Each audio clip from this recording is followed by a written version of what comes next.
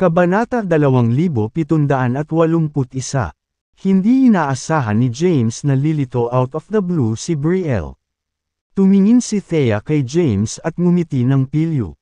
Pagkatapos, sabi niya, may iba pa akong dapat gawin. Mag-leave muna ako. Pagkatapos niyang magsalita ay tumayo siya at umalis. Thea, tumayo si James at gusto siyang habulin pero pinigilan siya ni Brielle.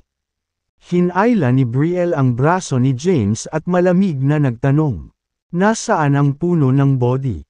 Hayaan mo akong magpaliwanag. Brielle. Problemadong tinignan ni James si Brielle. Binitawan ni Brielle si James. Nag-cross hands. At malamig na tinitigan si James. Mataimtim na sinabi ni James. Alam mo ang sitwasyon sa Earth at ang mga pagsubok na pinagdadaanan ng mga tao ngayon. Hindi ko ninakaw ang puno ng body para sa sarili ko kundi para sa kapakanan ng sangkatauhan. Gusto kong tulungan ang mga tao na bumangon ng mabilis. Kaya ang puno ng body ay mahalaga para sa kaligtasan ng aking angkan sa Demon Realm. Pinandilatan ni Brielle si James at sinabing, kahit ano ang pakay mo, sana ay ibalik mo ito sa aking angkan. Bahagyang sinabi ni James. Sa totoo lang, walang silbi sa akin ang puno ng body. Hindi ko pa naubos ang bunga nito. Kung hindi para sa kapakanan ng sangkatauhan. Hindi ako mag-abala na dumaan sa pagsisikap na makuha ito. Hindi ko na ibabalik. Alinman ay makuha mo ako pabalik sa Demon Realm o hayaan ang bagay na ito. Hindi makatuwirang kumilos si James. Ikaw, galit na galit si Brielle. Ninakaw ni James ang puno ng body ngunit sinusubukan niyang bigyang katwiran ang kanyang sarili. Huminga siya ng malalim at pinilit na pakalmeyan ang sarili. Walang kwenta para sa kanya ang magsabi ng kahit ano dahil nagawa na ito. Wala siyang kalaban laban kay James sa kanyang kasalukuyang lakas. Kaya imposibleng makuha niya si James pabalik sa Demon Realm. May tanong ako sa'yo. Kinikilala mo ba ako bilang asawa mo? Tinitigan ni Brielle si James. Sa lahat ng mga taon na ito, sinamahan ni Brielle si Thea sa hindi mabilang na mga paglalakbay upang mahanap si James. Dahil natuloy na ang seremonya ng kasal, tinuring ni Brielle ang sarili bilang opisyal na asawa ni James. About that, naging solemn na ang mukha ni James. Maya-maya, tumawa siya at sinabing, Brielle, pinakasalan lang kita para makawin ang puno ng body. Hindi mo siniseryoso ang kasal. ****. Itinaas ni Brielle ang kamay at itinutok ang palad kay James. Tumama sa katawan ni James ang malakas na pag-atake ng palad nito kaya lumipad ito sa malayo. Bumagsak si James sa lupa.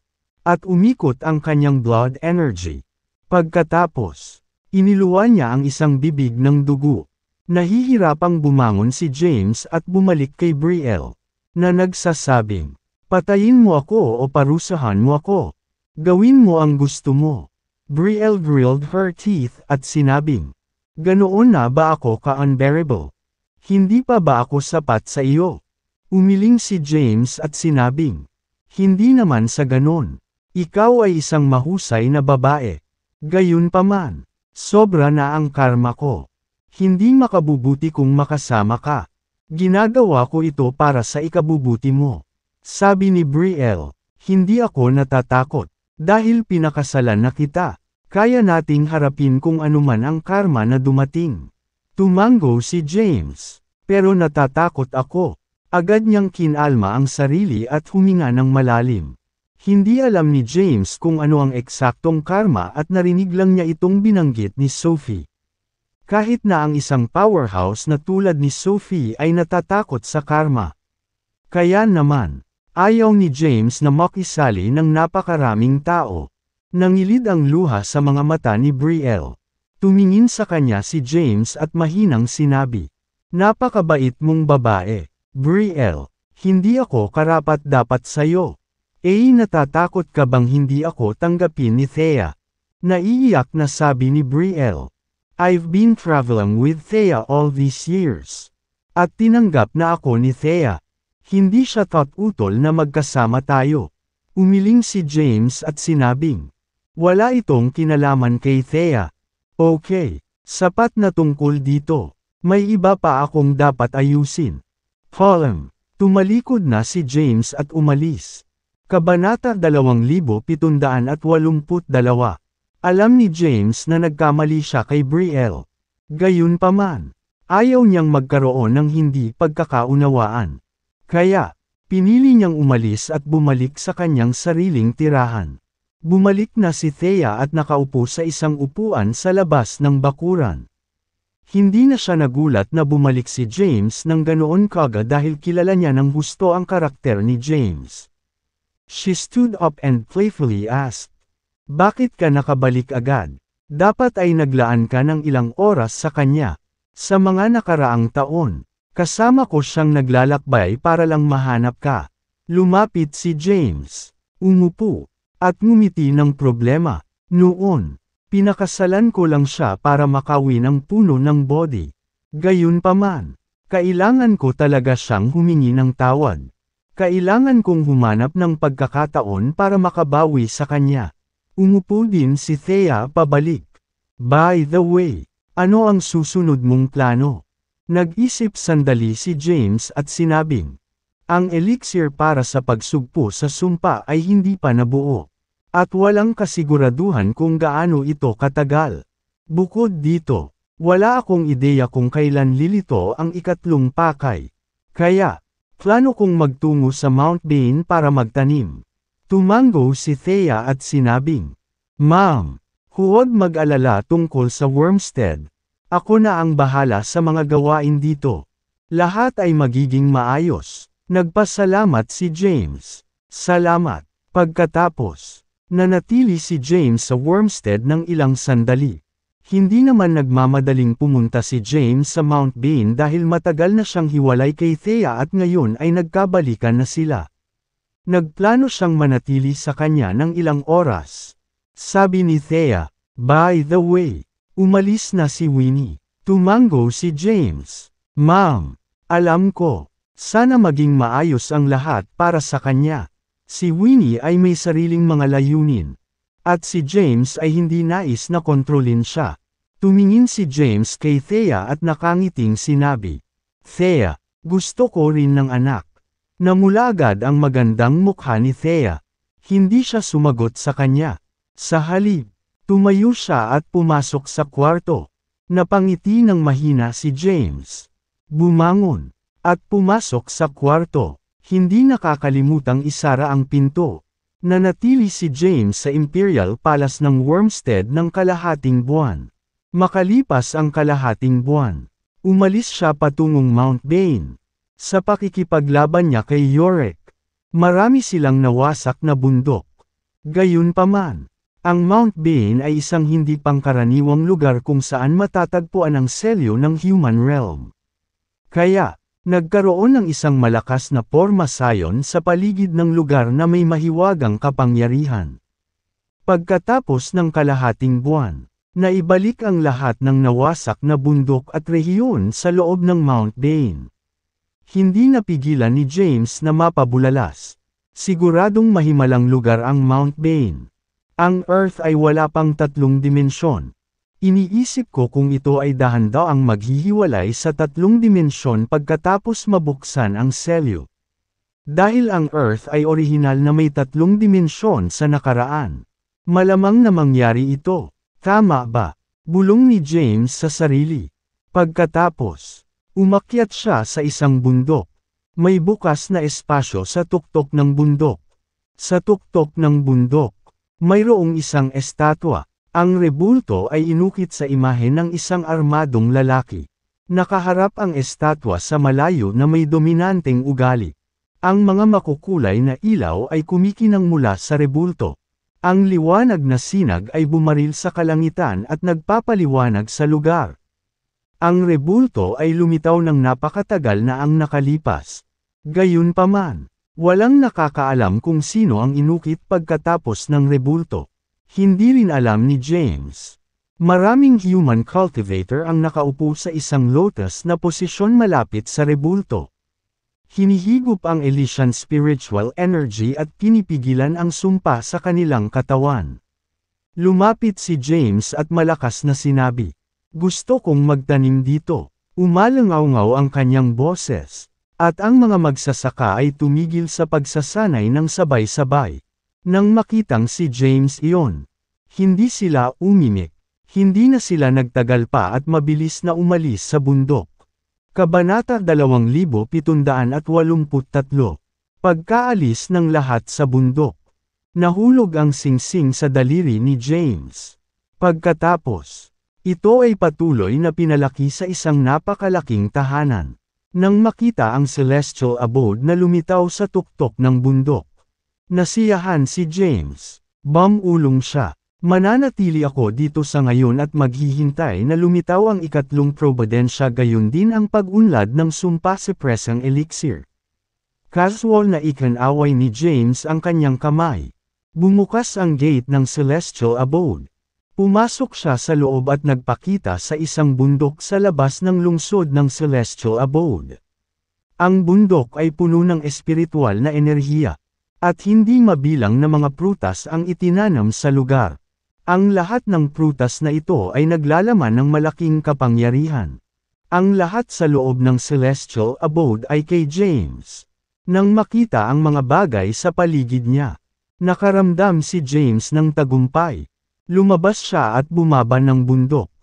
Hindi nagtagal, narating niya ang gate ng lungsod at naglakad papunta sa mansion ng City Lord.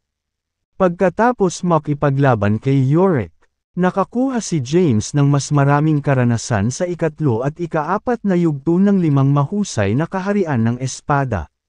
Pinlano niyang pumunta sa pag-iisa sa time chamber para sanayin ang kanyang swordsmanship. Nagtungo si James sa time chamber. Samantala, ang labas ng mundo ay medyo mapayapa. Gayunpaman, marami pang mga dayuhan mula sa universo ang dumating sa Earth. Mayroong hindi mabilang na mga planeta sa malawak na universo. Ang bawat makapangyarihang planeta ay may mga Panginoon na mabigat na magsasaka. Ang mga powerhouse na ito ay nagpadala ng kanilang pinakanamumukod tanging mga kababalaghan sa ilalim ng kanilang mga sekta sa Earth. Umaasa na sakupin nila ang ikatlong providence na malapit ng lumitaw sa Earth. Isang buwan pagkatapos pumasok si James sa celestial abode. Isang banal na pintuan ang lumitaw sa Mount Bane. Ang Divine Door ay lumitaw nang wala sa tuktok ng bundok na hindi kalayuan kay James. Ang Divine Door ay 100 metro ang taas at gininto ang kulay na may maraming inscription. Ang hitsura nito ay agad na nakakuha ng maraming atensyon. At maraming mga kababalaghan ang nagtipon sa harap ng Divine Door. Ano ito? Bakit may pinto dito? Saan papunta sa pinto? Ito na kaya ang pangatlong providence. Marami sa mga kahanga-hangang tao mula sa universo ang nag-inspection sa Divine Door at nag-isip ng pinagmulan nito. Samantala, naglilinang pa si James sa time chamber. Biglang sumulpot si Nova, "Guro." Nang marinig ang boses, tumigil si James sa paglilinaw. Tumayo siya, tumingin kay Nova, at nagtanong, "Ano ang problema?" Sumagot si Nova, "Isang banal na pinto ang daanang lumitaw sa bundok Bane. Kung hindi ako nagkakamali, ito ay dapat na pangatlong providence." Excited na si James. "Talaga?" Tumango si Nova. "Oo." Nilisan ni James ang celestial abode nang walang pag-aalinlangan. Ang celestial abode ay agad na lumiit at nag-transform pabalik sa isang singsing na dumudulas pabalik sa daliri ni James. Pagharap niya sa labas, nakita niya ang isang gintong liwanag na nagniningning sa isang bundok sa tapat niya. Agad siyang tumakbo papunta sa bundok. Nang lumitaw siya sa tuktok ng bundok, nakita niya ang banal na pinto. Ang Divine Door ay 100 metro ang taas at 30 metro ang lapad. Ang banal na pinto ay isinara. At ang mga mahiwagang inscription ay nakaukit dito. Lumapit si James. Nang malapit na siya, Naramdaman niya ang malakas na enerhiya mula sa pinto. Ito ay isang kamangha-manghang pinto. Nagulat si James. Tumingin siya sa paligid at nakita niya ang pulutong ng mga alipin sa bundok. Lahat sila ay mga powerhouse ng iba't ibang lahi mula sa universo. Sa kanila, marami ang kasing lakas ni Yorick. Bulong-bulungan si James. Ang pagkuha ng ikatlong Providence ay magiging mas mahirap kaysa sa nakaraang dalawang Providences. Kabanata 2784. Ang misteryosong pinto ay puno ng malakas na enerhiya. Iyon ang South Heaven Gate. Habang pinag-uusapan ng mga kahanga-hanga ang banal na pinto, isang boses ang biglang umalangaw-ngaw. Nang marinig ang boses, maraming nilalang ang lumingon upang hanapin ang pinanggalingan. Lumapit si Aman na nakasuot ng puting damit at may dalang espada. Hindi siya gaanong kagwapuhan pero may disenteng anyo. Walgones. Nagsalubong ang mga kilay ni James. Lumapit siya kay Walgones at nagtanong. Alam mo ba ang pinagmulan ng pintong ito? Marami sa mga kababalaghan ang nakita kay Walgones. Naghihintay ng kanyang sagot. Tinitigan ni Walgones ang banal na pinto sa unahan at binalikan ang kanyang mga alaala. Pamilyar na pamilyar siya sa Divine Door. Noong nakaraan, madalas niyang nilalaro ang partikular na pintuan na ito. Maya-maya, tumango siya at sinabing, "Yeah, alam ko kung saan galing. Sir, ano ang pinagmula ng Divine Door na ito? Oo, putulin at sabihin sa amin. Ito na ba ang ikatlong Providence?" Binomba nila ang mga tanong niya. Sumagot si Walgones. Hindi ko alam kung ito ay may kaugnayan sa ikatlong Providence. Ngunit alam ko kung ano ito. Ang Divine Door na ito ay tinatawag na South Heaven Door. Ito ang pasukan sa Ancient Heavenly Court. Gayunpaman, kasaysayan na ang Ancient Heavenly Court Age. Kaya, kung hindi ako nagkakamali, ang pintong ito ay malamang napapunta sa mga guho ng Ancient Heavenly Court. Ang sinaunang langit na hukuman ay pinamunuan ang sinaunang langit na hukuman at kinokontrol ang buong universo noong panahong iyon. Ipinaliwanag ni Walgones sa karamihan. Lumapit ang isang nilalang at sinubukang itulak ang South Heaven Door na bukas. Ginamit niya ang lahat ng kanyang lakas ngunit wala siyang nagawa. Di paano natin bubuksan ang pinto? Maraming kahanga-hanga ang nataranta. Dahan-daang naglakad si Walgones papunta sa South Heaven Door. Sa ilalim ng maraming tingin, itinaas ni Walgones ang kanyang kamay. Ang kanyang palad ay nakipag-ugnayan sa South Heaven Door. At hinikayat niya ang enerhiya sa loob ng kanyang katawan. Sa sandaling iyon, ang gininto ang liwanag ng South Heaven Door ay naging mas maliwanag. Kriek. Nabuo ang akrak sa South Heaven Door. Bukas na. Binuksan niya ang pinto. Sino ba talaga ang lalaking ito? Paano niya nabuksan ang South Heaven Door mula sa Ancient Heavenly Court Age? Ang South Heaven Door ay dahan-daang bumukas. At ang gintong liwanag ay sumabog. Hindi makita ng karamihan ang nakatago sa likod ng gintong liwanag. Matapos buksan ni Walgones ang pinto, huminga siya ng malalim. Sinubukan niyang maglakad sa pintuan ngunit natamba siya ng gintong liwanag. Bumagsak siya sa lupa at tumalsik ng dugo. Nahihirapang bumangon si Walgones at umungal. Bakit? Bakit ayaw mo akong papasukin? Gusto kong makita ang mga guho ng Ancient Heavenly Court. Galit na sigaw ni Walgones. Sa sandaling iyon, sinubukan ng isa pang nilalang na pumasok sa pamamagitan ng pinto. Hindi tulad ni Walgones. Ang ibang mga nilalang ay madaling dumaan sa South Heaven Door. Hindi imposibleng makapasok sa South Heaven Door. Talaga bang ang pintong ito ang ikatlong Providensya? At ang mga lampas sa limitasyon ng edad ay hindi makapasok. Maraming mga kababalaghan ang nagsimulang manghula. Matapos makapasok sa pintuan, sinubukan ng isa pang nilalang. Hindi nagtagal. Marami sa kanila ang dumaan sa pintuan. Tumabi si James. Hindi naglakas loob na kumilos ng padalos-dalos. Hindi siya agad pumasok sa pinto bagkus ay lumapit siya kay Walganes. Sabi niya, ang South Heaven Door ay marahil ang ikatlong providensya. Dahil lumampas ka na sa limitasyon ng edad. Hindi mo pinapayagang makuha ito. Kabanata 2785. Pinunasan ni Walganes ang dugo sa kanyang labi at sinabing, alam ko, tila mas maaga akong nagising kaysa sa nararapat at pinalampas ko ang aking pagkakataon na makamtan ang mga paglalaan. Tanong ni James, may gusto ka bang tulungan ako? Huminga ng malalim si Walganes para pakalmihan ang sarili. Noong sinaunang Heavenly Court Age, hindi mabilang na supernatural powers at secret arts ang umiral. Gayunpaman, ang pinakamalakas sa kanila ay tinatawag na 3,000 cultivation arts. Ito ay isang natatanging supernatural na kapangyarihang nakuha ng aking ama pagkatapos ng paghula sa landas sa langit. Ang 3,000 sining sa paglilinang. Nagulat si James. Noong nasa Demon Realm siya, tinalo ni Sophie ang 3 powerhouse gamit ang 3,000 cultivation arts. Sinabi ni Walganes, oo, sa pagkakaalam ko, naitala ng aking ama ang 3,000 sining sa paglinang sa aklat sa langit. Ang Heavenly Book ay ang yaman ng sinaunang Heavenly Court. Gayunpaman, hindi pa ito natagpuan sa buong kasaysayan. Kaya, pinaghihinalaan ko na ang wordless Heavenly Book ay nasa loob pa rin ng mga guho ng Ancient Heavenly Court.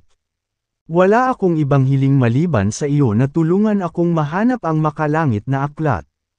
Ayokong mawala ang signature martial art ni Yahir. Sandaling nag-isip si James at sinabing, ang 3,000 sining sa paglilinang ay hindi nawala.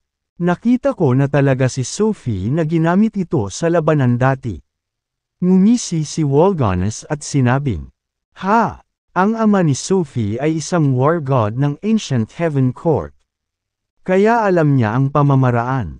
Gayunpaman, hindi niya natutunan ang kumpletong bersyon nito. Kaya, hindi rin dapat kumpleto ang 3,000 cultivation arts ni Sophie. Nakikita ko, namulat si James. Tinapik ni James ang balikat ni Walganes at sinabing, huwag kang mag-alala, kung ang Heavenly Book ay nasa guho ng Ancient Heavenly Court. Tiyak na ilalabas ko ito sa iyo. Maraming salamat. Ipinahayag ni Walganes ang kanyang pasasalamat. Nakangiting sabi ni James, para kaming magkapatid. Hindi mo kailangang maging magalang sa akin. All the best, James. Sana makuha mo ang pangatlong Providence. Matapos bigyan si James ng salita ng pampatibay loob, umalis si Walganes sa bundok. Pinagmasdan ni James ang pag-alis ni Walganes. Sa kanyang mga mata, laging mukhang malungkot si Walganes. Matagal na ang edad ng siya ay ipinanganak. At siya na lamang ang nabubuhay. Tiyak na marami siyang dinadala. James. 2 boses ang pumutol sa pag-iisip ni James. Lumingon si James sa tunog at nakita niya sina Henrik at Chusay na papalapit sa kanya. Tumango siya bilang tugon. Lumapit si Henrik at sinabing, nalampasan ko na ang paghihigpit sa edad. Kaya wala na akong pagkakataong sakupin ang ikatlong pakay at hindi na ako makakasama sa iyo. Nakangiting sabi ni Chusay, nasa loob pa rin ako ng age restriction. Sasamahan kita sa mga guho ng Ancient Heavenly Court. Magkasama tayong walang talo. Napangiti si James. Sige, 1 metro din dito. Lumapit ang isang magandang babae. Gayunpaman, kumunot ang noo ni James nang makita siya. Si Brielle iyon. Matingkad nang umiti si Brielle. Pakialam mo ba kung sumama ako? Hey there, Ms. Hayden. Nakangiting tawag ni Henrik. Tuwang-tuwa si Brielle nang tawagin siya bilang Ms. Hayden at beamed na may maliwanag na ngiti. Sobrang hinahamak kita noon, Henrik. Pero, ngayon nagbago ang isip ko. Ang cute mo talaga, ngumisi si Brielle. Lumantad ang mapuputing ngipin. Si James naman ay nakasimangot. Ayaw niyang sumama kay Brielle. Ang ngiti ni Brielle ay napalitan ng malungkot na ekspresyon. Anong mali? Ayaw mo ako dito. You're blessed na kasama mo ako. Dapat kang magpasalamat. Kabanata 2786. Hindi talaga alam ni James ang sasabihin kay Brielle. Niloko niya ang kanyang damdamin at ninakaw ang mahalagang puno ng kanyang pamilya pagkatapos ng seremonya ng kanilang kasal.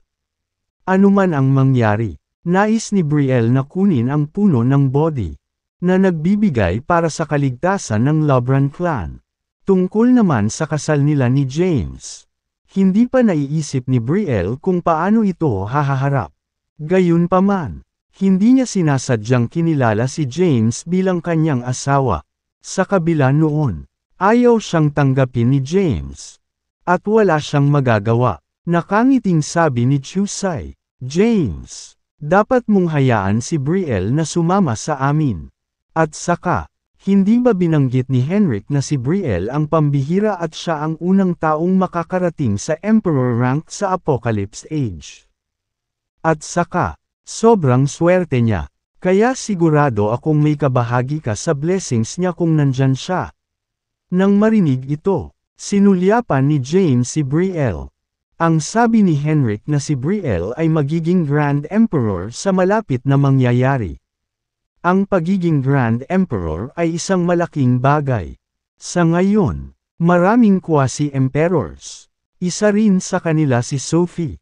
Gayunpaman, si Brielle ay nakatakdang maging isang Grand Emperor bago pa man si Sophie. Ano ang mayroon siya na napaka-espesyal? At saka, paano nalaman ni Henrik na si Brielle ang magiging unang Grand Emperor sa panahon na ito? Matapos mag-isip sandali, tumango si James at sinabing, dahil pinilit mong sumunod, hindi kita pipigilan. Masungit na sabi ni Brielle. Huwag mong masyadong mataas ang tingin sa sarili mo. James, sa tingin mo ba gusto talaga kitang sundan? Pumasok si Henrik sa kanilang pag-uusap at sinubukang pagaanan ang alitan. Sige, huwag na nating pag-usapan ito. Nasa iisang bangka kami, kaya hindi kailangan ng away. Ang iyong mga kalaban sa pagkakataong ito ay ang mga kababalaghan mula sa buong universo. Ang mga kahanga-hangang ito ay hindi magiging madaling kalaban. Makapangyarihan na si Yorick, di ba? Ang ilan sa mga kahanga-hangang ito ay mas malakas pa kaysa kay Yorick.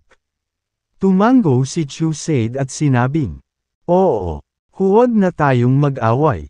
Dapat tayong magtulungan. Natitiyak kung makukuha natin ang pangatlong pakay.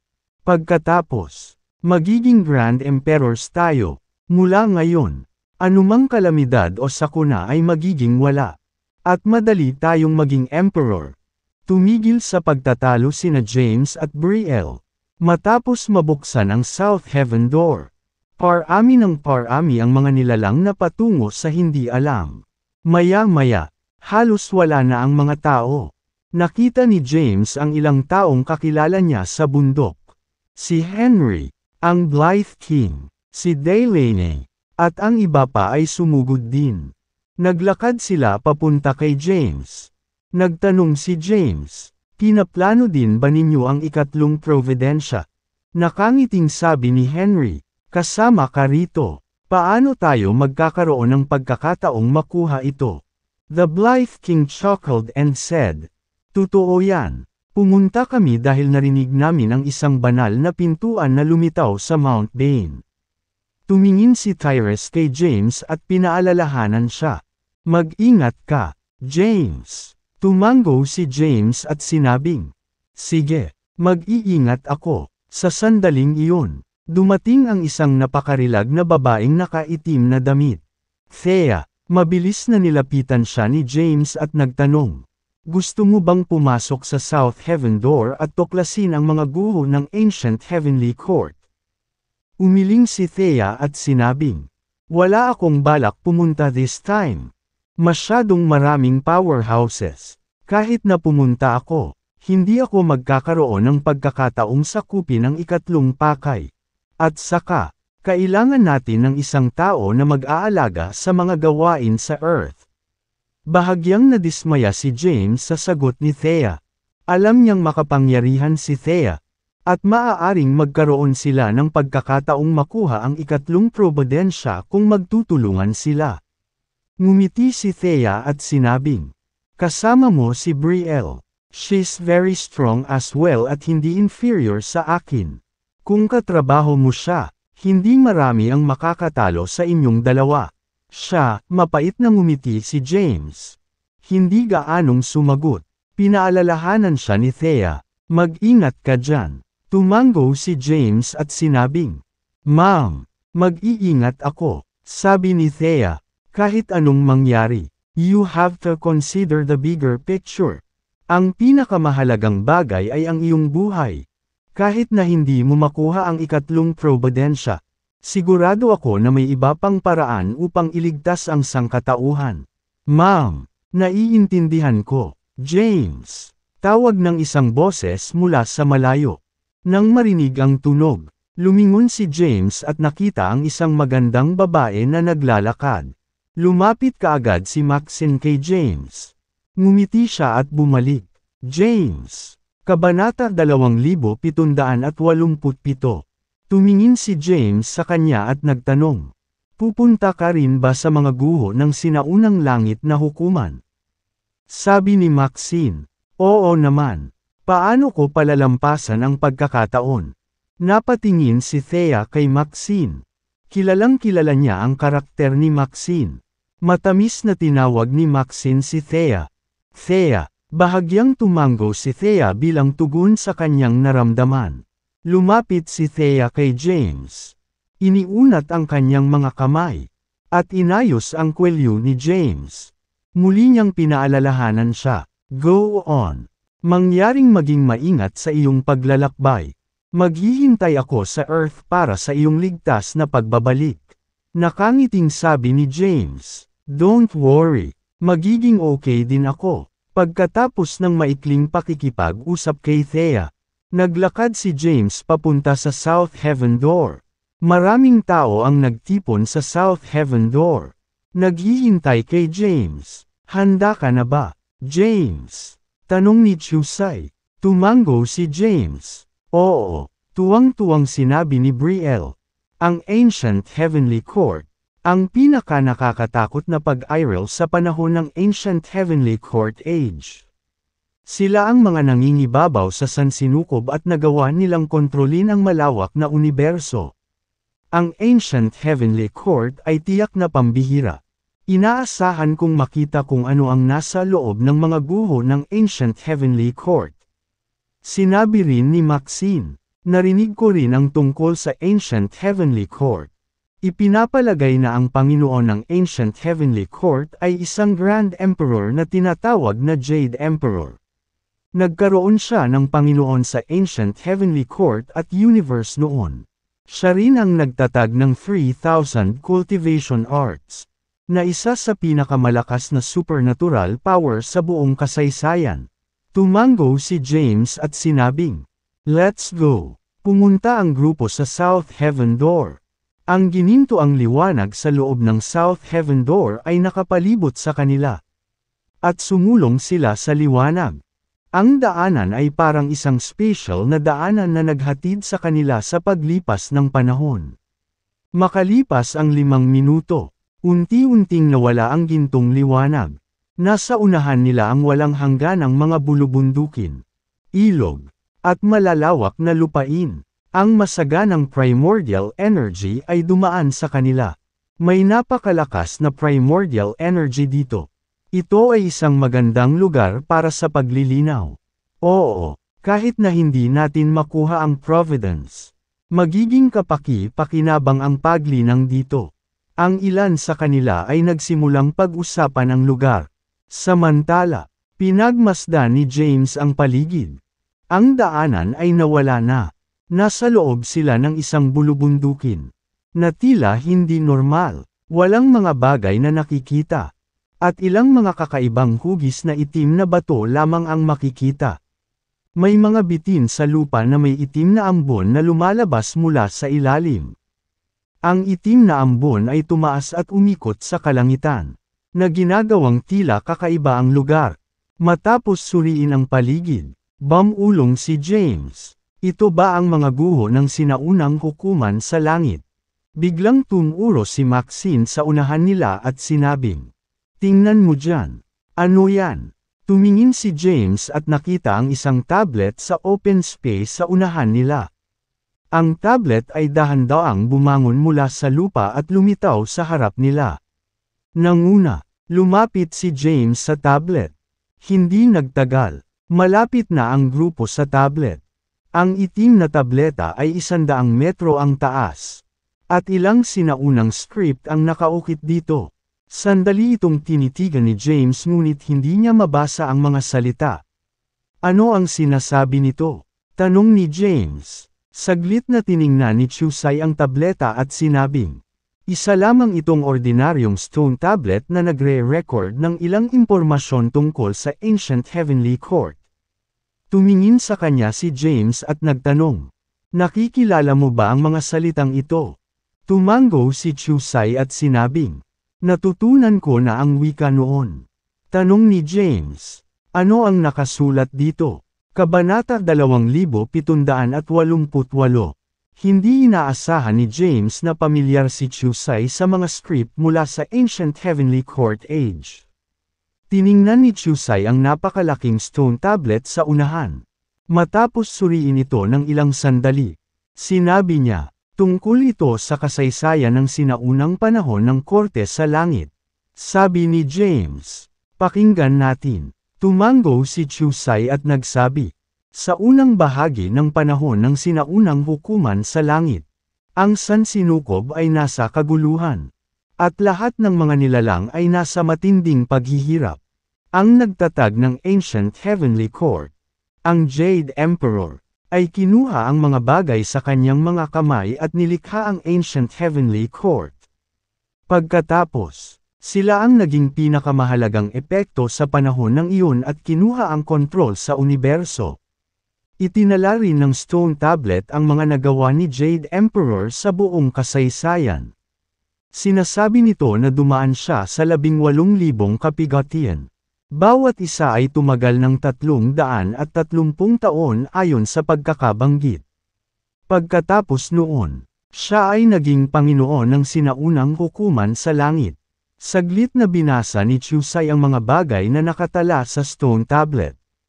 Ito ay isang tableta na nagtala ng mga milestone ng Ancient Heavenly Court. May iba pa ba? Mayroon ba itong anumang mga record kung paano natin makukuha ang ikatlong pakay? Tanong ni James. Hindi. Umiling si Chusay. Naguguluhan. Sinabi ni James. Hindi dapat tama iyon. Nang pumasok ako sa Infinity City, natatandaan kong may paliwanag sa pagkuha ng Providence. Ang Heavenly Path ay nagbigay ng mga pahiwatig sa pagkuha ng Providence habang nasa Infinity City. Bagaman walang sino man ang maaaring maglakbay pabalik sa simulan ng panahon upang makita ang lihim ng sansinukob. At least may mga pahiwatig. Bakit walang mga pahiwatig sa oras na ito? Umiling si Chusay. Hindi makapagbigay ng paliwanag. Ibinuko niya ang kanyang mga labi at sinabing, walang silbi ang impormasyon sa Stone Tablet. Maglakad-lakad tayo at tingnan kung may mahahanap tayo. Tumango si James. Sige. Umalis ang grupo sa lugar. Pagkaalis nila, nawala ang lumabas na tablet. Ang partido ni James ay gumala sa mga guho. Pagkaraan ng ilang saglit sa paglalakad, nakita nila ang isang sira-sirang gusali. Karamihan sa mga gusali ay gumuho na at nabaon sa lupa. Gayunpaman, buo pa rin ang isang bahagi ng gusali. Kahit na matapos ang hindi mabilang na mga taon. Ang bahagi ng buo na gusali ay mukhang napaka-engrandi at maluho. Tinuro ni James ang unahan at sinabing, may palasyo sa unahan. Let's go check it out. Ang grupo ay sumulong sa tarangkahan ng abandonadong palasyo. Pagkalapit nila, napagtanto nila kung gaano kalaki ang palasyo. Ang mga pintuan ng palasyo ay nakikita pagod na ang ilalim ay nakabaon sa bakuran. Gayunpaman, ang mga pintuan ay nakatayo pa rin ng ilang daang metro ang taas. Sinabi ni Chusay, umuwi ka, aalisin ko ang duming nakatikip sa palasyo. Napaatras ang lahat ng ilang hakbang. Itinaas ni Chusay ang kanyang kamay. At malakas na enerhiya ang lumabas sa kanyang katawan. Isang malakas na simoy ng hangin ang nagmula sa kanyang palad, na tinatangay ang lupa. Unti-unting lumitaw sa kanilang paningin ang palasyong nababalot ng lupa. Naglakad ang grupo papunta sa gate at nakakita ng ilang sinaunang salita. Tanong ni James, ano ang ibig sabihin ng mga tekstong ito? Nakatayo sa isang tabi, sumagot si Brielle, War God Palace. Nilingon ni James si Brielle at tinanong, mababasa mo rin ang mga sinaunang tekstong ito. Tumango si Brielle at sinabing, oo naman, kung ganoon, bakit hindi mo sinabi kanina? Hindi mo ako tinatanong. Hindi nakaimik si James. Kabanata 2789. Hinawakan ni James ang kanyang baba at bamulong. The War God Palace. Ito ba ang palasyo ng War God of the Ancient Heavenly Court Age? Di ba tatay ni Sophie yun? So, dito ba nakatira si Sophie noong bata pa siya? Sinabi ni Chusay. Tara at tingnan natin. Lumapit ang grupo. At sinubukang itulak ni James ang gate. Gayunpaman, hindi gumagalaw ang gate. Kahit anong paggamit ang ginamit ni James. Hindi niya ito may tulak. Hayaan mo akong subukan. Lumapit si Chusay at sinubukang itulak ang gate ng buong lakas ngunit hindi ito nagtagumpay. He said helplessly, hindi ko rin mabuksan. Parang may Bea formation na pumipigil sa amin sa pagbukas ng gate at pagpasok. Tinanong ni James, kung gayon, ano ang dapat nating gawin? Nagkibit balikat si Chusay at sinabing, paano ko malalaman? Sa sandaling iyon, itinuro ni Maxine ang estatwa sa tarangkahan at sinabing, ito kayang estatwa ang susi sa pagbubukas ng tarangkahan. Minsan narinig ko ang aking guro na nagsabi na ang mga powerhouse ng Ancient Heavenly Court Age ay maglalagay ng mga estatwa sa kanilang mga tarangkahan. Ang mga estatwa na ito ay may sariling kamalayan at magbabantay sa ari-arian. Tumingin si James sa paligid at nakita ang estatwa sa gate. Ang estatwa ay mukhang medyo pagod. At mahirap makilala ang hitsura nito. Tinanong ni James, sinabi ba sa iyo ng iyong guro kung paano ay activate ang mga rebulto? Sandaling nag-isip si Maxine at sinabing, sinabi nga niya na lilito ang tagapag-alaga kapag may tumama sa pasukan. Hayaan mo akong subukan. Itinaas ni James ang palad at itinulak ito sa gate. Boom! Isang malakas na pag-atake ng palad ang tumama sa gate, na nagresulta sa isang malakas na tunog. Gayunpaman, nanatiling nakasara ang gate, biglang nagbuga ng malambot na puting liwanag ang estatwa sa gate. Nang makita ang liwanag, ang lahat ay mabilis na umatras sa isang ligtas na distansya. Hindi nagtagal. Nabuo mula sa puting liwanag ang isang armadong lalaki na may hawak na espada. Lumitaw ang lalaki sa harap ng gate at nalilito niyang iniskan ang paligid. Lumingon siya sa sirasirang palasyo at bamulong. Tapos na, the heavenly court has fallen. And our reign has ended. Sa pagkakataong iyon, napansin niya ang ilang estranghero sa malapit. Lumapit sa kanya ang party ni James. Ikinulong ni James ang kanyang mga kamay at sinabing, narito tayo sa pamamagitan ng South Heaven Door. Napatingin ang man-in-armor sa party ni James. Marahan siyang tumango at sinabing, alam ko, gawin mo. Natigilan si James. Tumango ang armadong lalaki at sumagot. Pagkatapos kong magising, maraming impormasyon ang lumitaw sa aking isipan. Nalaman ko ang lahat tungkol sa mga kaganapan pagkatapos ng pagbagsak ng korte sa langit at ang layunin ng iyong pagbisita. May war order sa loob ng War God Palace. Pagkatapos mong makuha ito, magiging hamunin ang 33-stage Celestial Palace. Makakakuha ka ng malaking kayamanan kung aakyat ka sa huling langit. Papayagan ka nitong tumalon palabas sa 3 dimensyon. Bitawan ang 5 elemento, at makuha ang katawan ng emperador. Napatingin ang armadong lalaki kay James. Pagkaraan ng ilang sandali, sinabi niya, "Nararamdaman ko ang aura ng aking young lady mula sa iyo. Nakilala mo na ba siya dati?" Natigilan si James. Young lady. Si Sophie ba ang tinutukoy niya? Pagkatapos ng maikling sorpresa, tumango si James at sumagot. Yeah, narinig ko mula kay Sophie na ang kanyang ama ay ang Diyos ng digmaan ng Ancient Heavenly Court. Mabuti yan. Nakahinga ng maluwag ang lalaki. Kaagad pagkatapos, ang kanyang katawan ay nagsimulang kumupas at tuluyang nawala. Pagkatapos niyang mawala, nag-crack ang estatwa sa gate. At bumukas ang gate, bagamat nawala na ang armadong lalaki. Umalangaw-ngaw pa rin ang boses nito sa kanilang pandinig. Hindi lang makikita mo ang War Order, na magbibigay daan sa iyo na hamanin ang 33-stage Celestial Palace. Ngunit marami pang ibang biyaya sa loob ng War God Palace. Kung makukuha mo ang mga ito ay depende sa iyong sariling swerte. Ang boses ay unti-unting hamina at nawala. Kabanata 2770. Ang mga Door God ay mga espesyal na pag-iral na nilikha ng may-ari ng ari-arian. Katulad ni Nova, hindi sila totoong buhay na nilalang ngunit may sariling kamalayan. Ano ang War Order? Matapos mawala ang Door God, naguluhan si James. Sinabi ni Chusai, "Kung hindi ako nagkakamali, ang landas sa langit ay nagpasa ng impormasyon sa Door God noong siya ay nagising upang ipasa sa atin." Ipinahayag ni Maxine ang kanyang opinyon. Kung ganoon ang kaso, ang War Order sa War God Palace ang susi sa pag-akyat sa 33 Celestial Palace. Kung saan malamang na nakatago ang ikatlong Providence.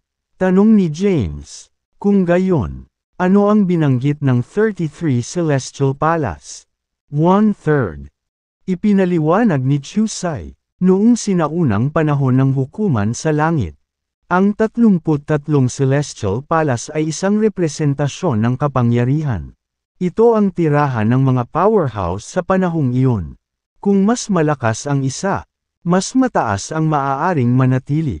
Ipinagpalagay na ang Jade Emperor ay nakatira sa pinakamataas na antas ng 33 Celestial Palace. Sabi ni James, kung ganoon, hindi ba kakaiba? Ang War God ay talagang isang nakakatakot na pag-iral sa Ancient Heavenly Court Age. Kaya bakit dito na lang ang tirahan niya? Lahat ay umiling. Hindi makasagot sa kanyang tanong.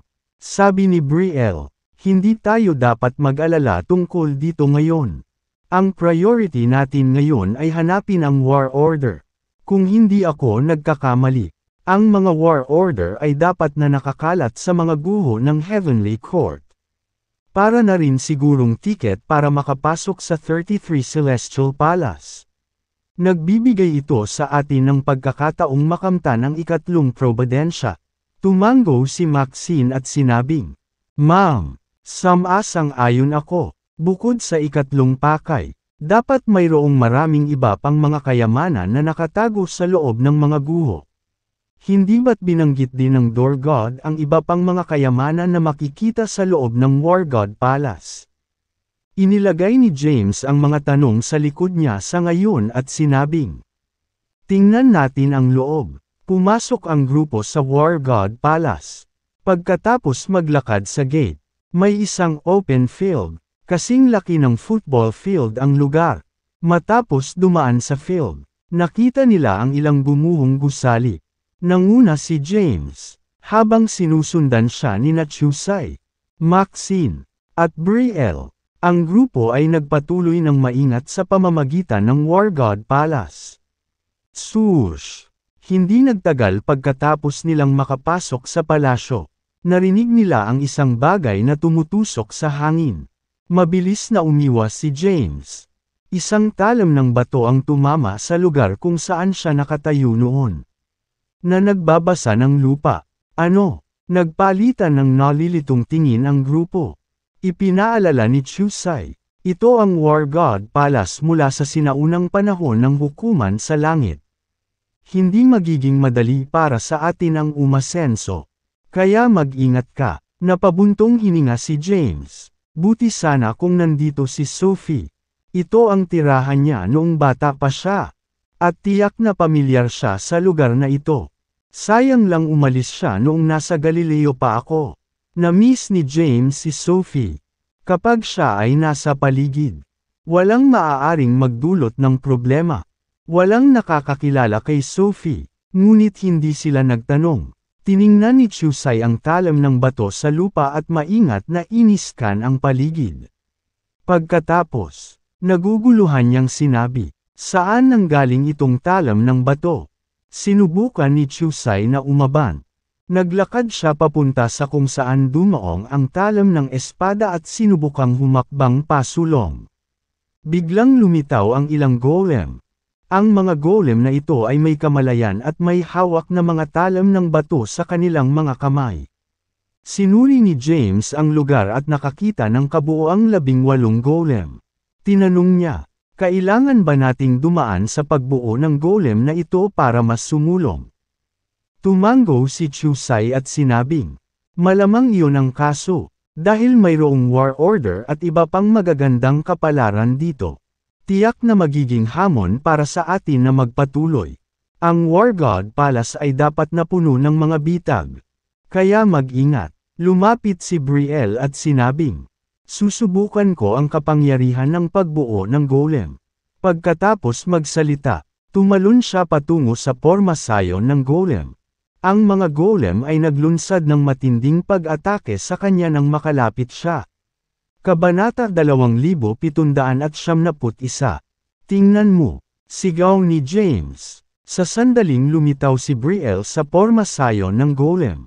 Agad siyang inatake ng mga golem. Nakatayo sa iba't ibang posisyon. Ang mga golem ay tuloy-tuloy na ibinaba ang kanilang mga espadang bato. At ang walang kapantay na sword energy ay sumabog. Kahit na ang bilis ng mga golem ay pambihira. Ang bilis ni Brielle ay maihahambing sa kanila. Tanging mga figure na papalapit lang ang nakikita ni James. Makalipas ang 10 segundo, isang figure ang lumipad palabas. Malakas na bumagsak si Brielle sa lupa at bumulwak ang isang subo ng dugo. Si Maxine ay nagmamadaling lumapit sa kanya at tinulungan siyang tumayo. Nagtanong, ayos ka lang ba? Pinunasan ni Brielle ang bakas ng dugo sa kanyang labi at umiling. Sinabing, ayos lang ako. Hindi ko lang inaasahan na magiging ganito katikat ang pagbuo ng golem. Ang mga diskarte sa espada ng mga golem ay hindi nagkakamali. At wala man lang nagbubukas. Maaari lang akong tumagal ng ilang segundo. Naging malungkot ang mga ekspresyon ng iba. Tumingin si Chusai kay James at nagtanong, James, mayroon kang mas mahusay na espada. May nakita ka bang opening kahit saan? Umiling si James at sinabing, sa totoo lang, wala akong makita. Masyadong pambihira ang bilis ng mga golem. Pagkasabi noon, ipinikit ni James ang kanyang mga mata at inalala ang mga galaw sa pagbuo ng golem. Sa kanyang isip, nagsimulang gumalaw ang mga golem. Sa isang iglap, nagbago ang kanilang mga posisyon. At sa loob lamang ng ilang segundo, ang mga golem ay nagbago ng posisyon ng maraming beses habang sabay-sabay na umaatake. Kahanga-hanga, sabi ni James at bumantong hininga. Ang individual na lumikha ng pagbuo ng golem ay dapat na walang kapantay na manlalaban. Wala akong maintindihan sa lakas ko ngayon. Kung gayon, ano ang dapat nating gawin? Sabi ni Chusai na may pag-aalala. Ang Diyos ay nasa harapan natin. Babalik ba tayo ng walang dala? Siguro dapat ko itong subukan. Tumayo si Maxine at sinabi. Sinulyapan siya ni James at nagtanong.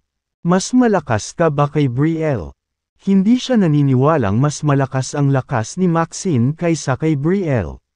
Sabi ni Maxine, I'm incomparable to Brielle. Gayunpaman, Sa pagmamasid sa pagbuo ng golem, napansin ko na ang Porma Sion ay gumagamit ng sword formation na nilikha ng mga prinsipyo ng figure of 9 squares at 8 trigrams. Kahit na ang pagbuo ng golem ay nasa isang advanced na antas, maaari nating basagin ang pagbuo sa pamamagitan ng pagmaster ng figure ng 9 squares at 8 trigrams.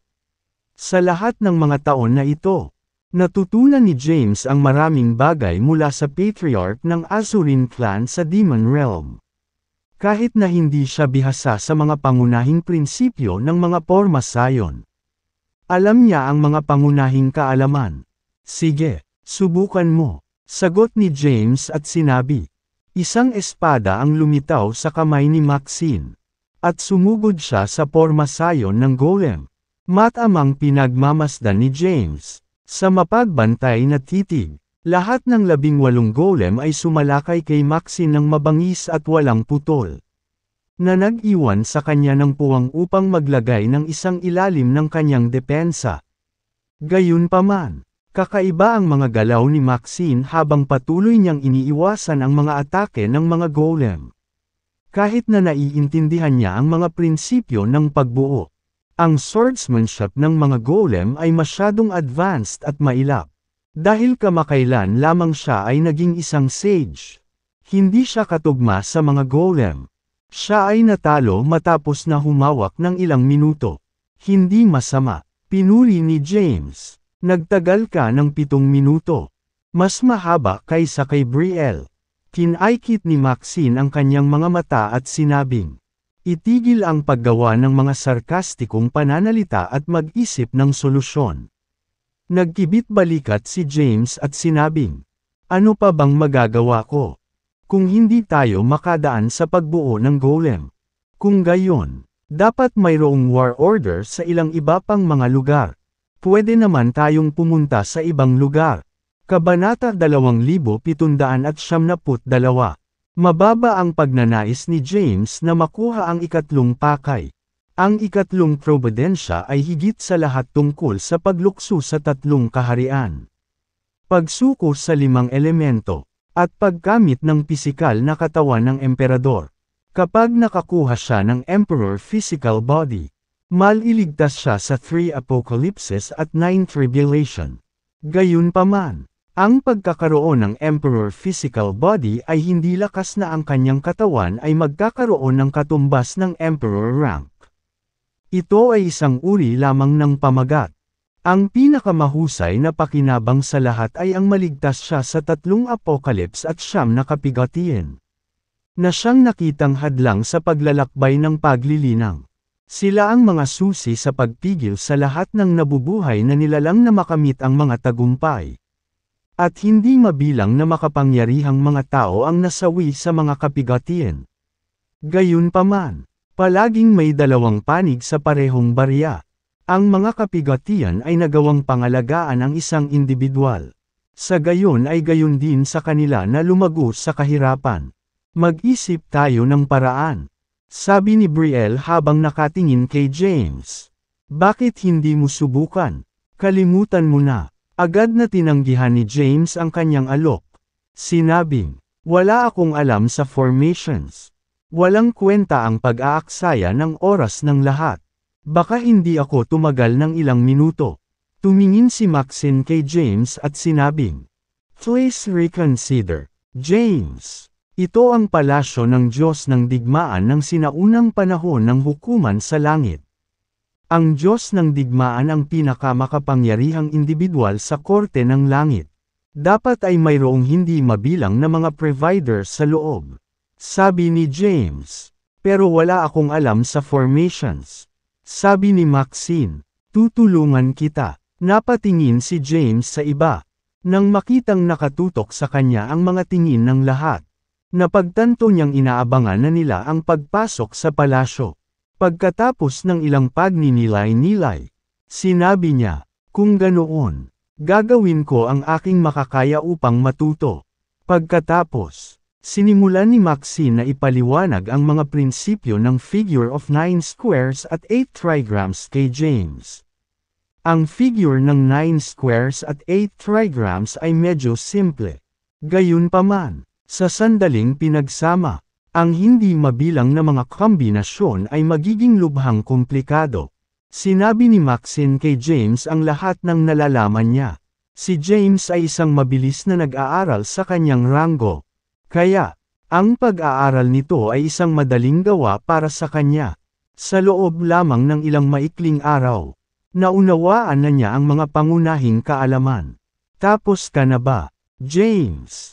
Tanong ni Maxine. Tumango si James at sinabing, I think so. Susubukan ko. May lumabas na purple sword sa kamay ni James. Ito ay ang Crep Myrtle Divine Sword. Ang imperial weapon ng isang ancestral god. Nakita ng lahat si James na nakikipaglaban kay Yorick gamit ang espadang ito. Gayunpaman, wala silang alam tungkol sa pinagmulan ng espada. Nang makitang binunot muli ni James ang espadang ito, tanong ni Maxine, ano itong espada, James? Nakatingin sina Chusay at Brielle kay James. Kahit na matagal na nila siyang kilala sa Demon Realm, hindi pa nakuha ni James ang espada noong panahong iyon. Habang hawak ni James ang Crep Myrtle Divine Sword sa kanyang kamay, ang lilang liwanag ay tumagos sa hangin. At ang malakas na sword energy ay nagkatawang tao mula sa loob nito. Nakasuot ng mapang-asar na tingin. Sinabi niya, hindi ito ordinaryong espada. Ito ang imperial weapon ng isang ancestral god. Isang ancestral god. Sabay nilang bulas. Ves. Tumango si James at sinabi sa kanila ang tungkol sa mga nangyari. Nang marinig ito, lahat ay naiinggit. Ito ay isang imperial weapon. Isang bagay na hindi umiiral sa panahon na ito. Ang isang imperial weapon na tulad nito ay sapat na upang pukawin ang isang kaguluhan. Sige ngayon, enough chit-chatting. Bilasan mo, subukan mo, udyok ni Maxine kay James. Hawak ang divine sword sa kanyang kamay. Tumalon si James sa hangin at pumasok sa porma sayon ng golem. Kaagad, lahat ng 18 golem ay lumingon sa kanya at mabangis siyang inatake. Sa pagkakataong iyon, maraming espada ang tumutusok sa kanya. Pambihira ang kanilang bilis na halos hindi makapag-react si James sa oras. Buti na lang at alam na niya ang sword moves ng mga golem. Mabilis niyang naiwasan ang mga atake nila at gumanti. Gayunpaman, ang mga golem ay matibay. Kahit na nasa kamay ang imperial weapon ng isang ancestral god. Hindi niya mapapawi ang mga ito. Hindi ito dahil mahina ang imperial weapon ng ancestral god. Bagkus, ito ay dahil mababa pa ang ranggo ni James.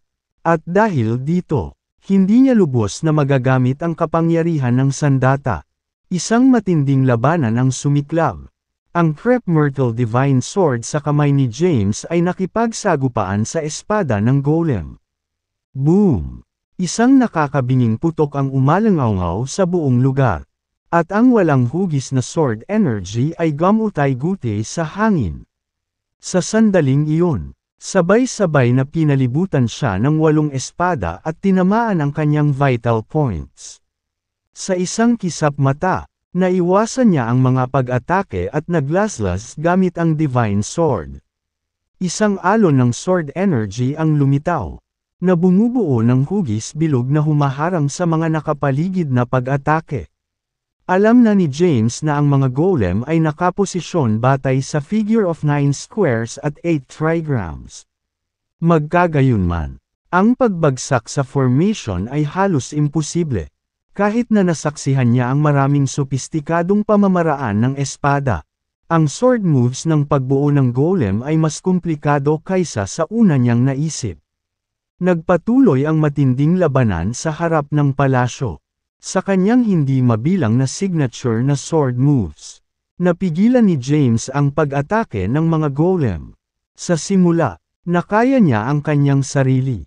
Gayunpaman, pagkatapos ng ilang round, nagsimula siyang mawalan ng lupa. Sa isang kisap mata, umatras siya mula sa pagbuo ng golem. Kaagad, Tumigil ang mga golem sa pag-atake sa kanya. Kamusta, James? Tanong ni Maxine. Tumabi sa kanya si James at nag-isip sandali habang sinasabing, ang kanilang sword moves ay malalim at napakahusay. Wala akong paraan para sirain ang Porma Sion sa ngayon. Ngayon, kailangan kong matutunan ang asensya ng sword moves ng kalaban. Sa pagkakataong ito, nakipaglaban si James sa mga golem ng humigit kumulang 30 minuto. Si James sa isang lotus na pwesto sa lupa at ipinikit ang kanyang mga mata. Inaalala ang tanawin kung saan siya nakipaglaban sa mga golem. Ang kanilang sword moves ay paulit-ulit na lumitaw sa kanyang isipan. At patuloy siyang naghahanap ng paraan upang talunin sila. Nang makitang si James ay nasa gitna ng pagkakaroon ng kaunawan. Ang iba ay hindi siya inistorbo. Matapos umupo sa isang lotus position sa buong araw, muling tumayo si James. Hinawakan ang Divine Sword, at muling sumugod patungo sa Golem Formation. Sa pagkakataong ito, tumagal siya ng 2 oras. Makalipas ang 2 oras, natalo siya. Gayunpaman, hindi siya sumuko. Sa halip, patuloy niyang sinisikap na matutunan ang sword moves ng mga golem at gamitin ang sarili niya para masira ang mga ito.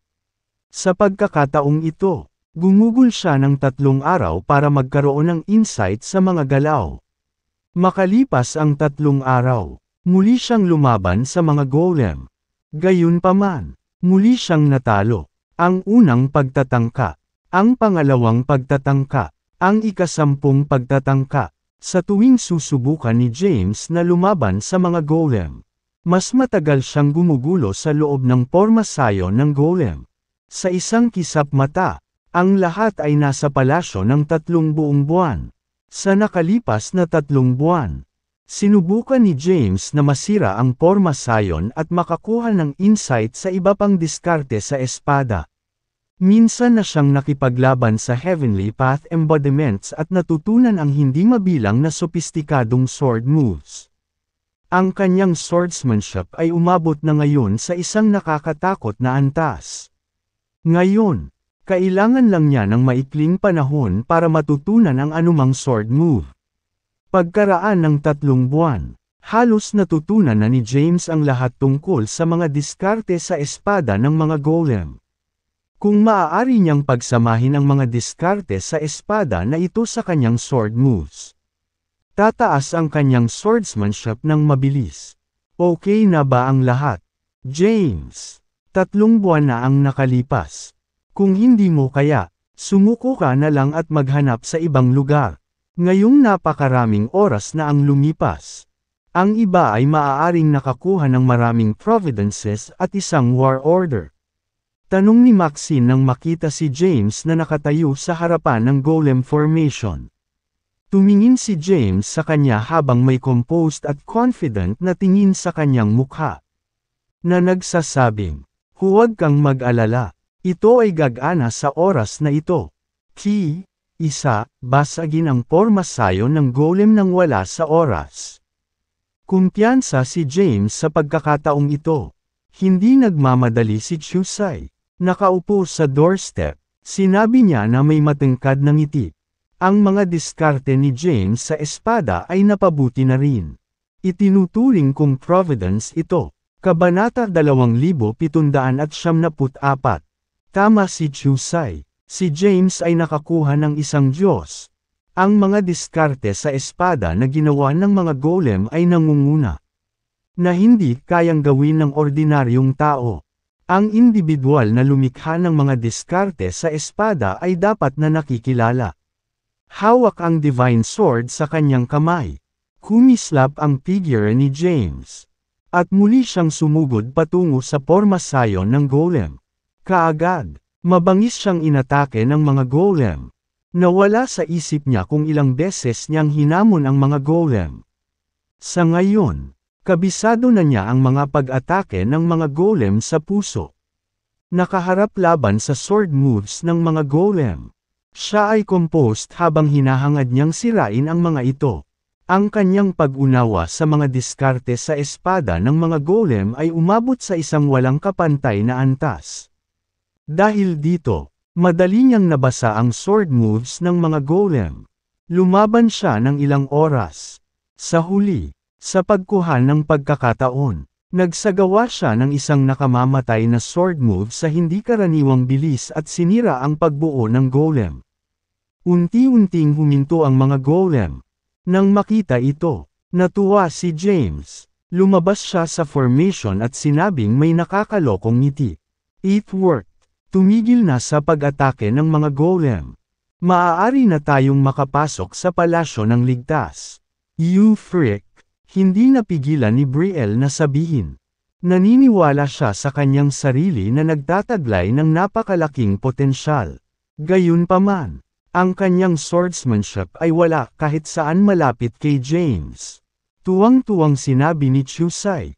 Sige, umalis na tayo. Binagtas nila ang pormasayo ng golem at pumasok sa palasyo. Maghintay. Biglang huminto si James. Lumingon si Maxine at nagtanong. Anong meron? Huminto si James para tingnan ang 18 golem. Lumingon si Chusai at nagtanong. Interesado ka ba sa mga golem na ito? James. Tumango si James at sinabing. Ang mga golem na ito ay napakalakas. Kahit na ang aking divine sword ay hindi makagawa ng isang dent sa kanila. Kung dadalhin ko ang mga ito sa akin, maaaring magamit sila. Alam ni James kung gaano kakilakilabot ang mga golem na ito. Kahit na ang isang makapangyarihang figure tulad ni Brielle ay makakalaban lamang sa kanila ng ilang segundo. Nangangahulugan ito na ang mga golem na ito ay nagtataglay ng nakakatakot na mga diskarte sa espada. Gustong isama sila ni James. Gayunpaman, kahit anong pilit niya, hindi niya maiimbak ang mga ito sa Celestial Abode. Matapos gumawa ng maraming pagtatangka, maaari lamang siyang sumuko. Nakakahiya, bumantong hininga si James. Pag-alo ni Chusai. Ayos lang. Ito ang War God Palace. Ang palasyo ng pinakamakapangyarihang figure ng Ancient Heavenly Court Age. Dapat mayroong maraming providence dito. Ngayon, maaari lamang umasa si James na magkakaroon ng iba pang mga providences sa palasyo. Kung hindi, mag-aaksaya siya ng mga buwan sa paghahasa ng kanyang mga diskarte sa espada. Tumingin si Maxine sa maraming palasyo sa harap niya at nagtanong. Saan tayo pupunta? Sinabi ni James. Ang pangunahing bulwagan. Siyempre, nangunguna sa daan. Dumiretso siya sa main hall. Ang pangunahing bulwagan ay isang medyo buo na lugar. Daan-daang metro ang taas. Mahigpit na isinara ang gate. Pagdating nila sa main hall, itinulak ni James ang pinto. Dahil mabigat ang pinto, bumukas lang ito pagkatapos na magpakawala ng lakas si James. Kriek! Dahan-daang bumukas ang pinto. At ang mga patong ng naipon na alikabok at dumi ay bumagsak sa balikat ni James.